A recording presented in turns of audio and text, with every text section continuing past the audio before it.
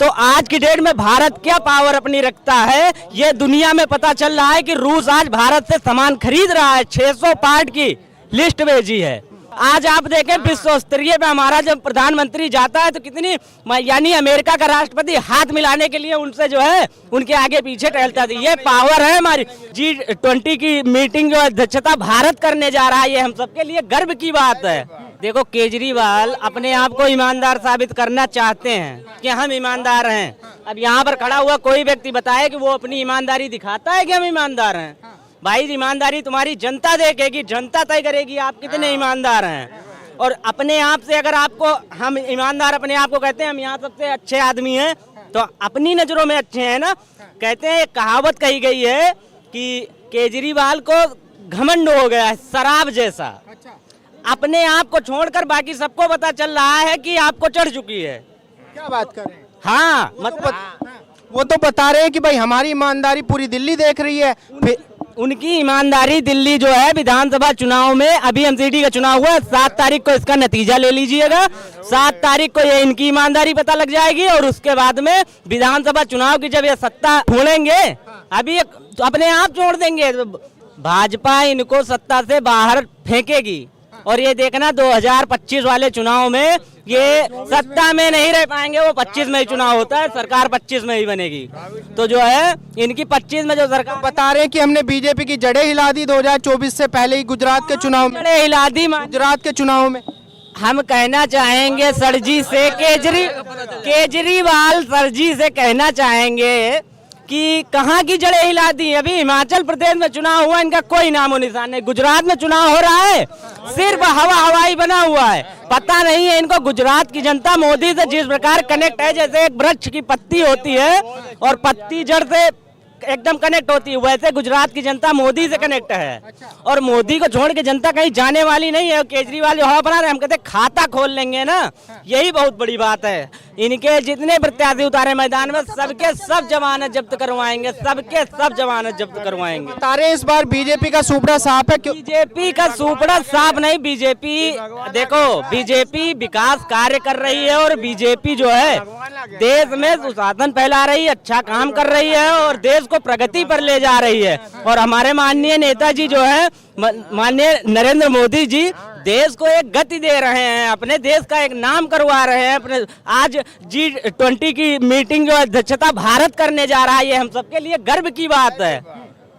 G20 की जो है अध्यक्षता हमारा देश कर रहा है। आज तक भारत में कहीं हुआ।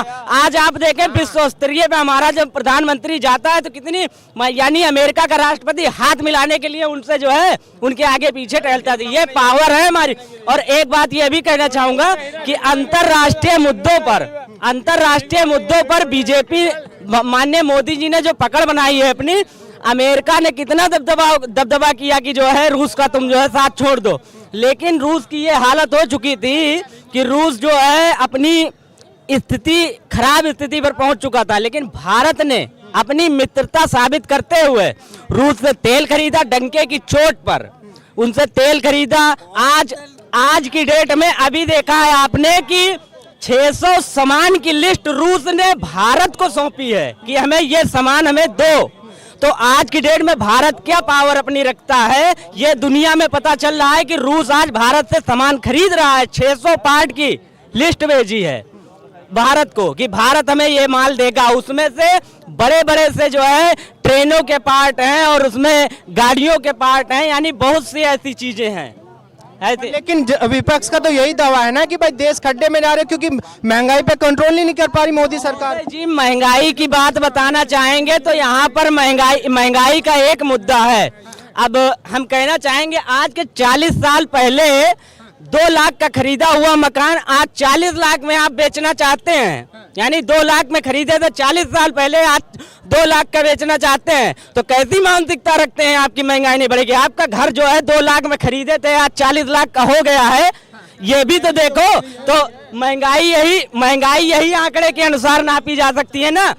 आप एक अस्थायी जीवन जी रहे हैं, साधारण जीवन, ठीक है। जब संसाधन बढ़ेगा तो महंगाई ऑटोमेटिक बढ़ जाएगी, उसमें दो राय नहीं है। हमारे पास आज की डेट में 4G फोन है, हम अच्छी सुविधा ले रहे हैं, डिजिटल इंडिया है, घर में बैठे सारे काम कर रहे हैं, कहीं जाना नहीं पड़ रहा है, हम सुरक्षित हैं।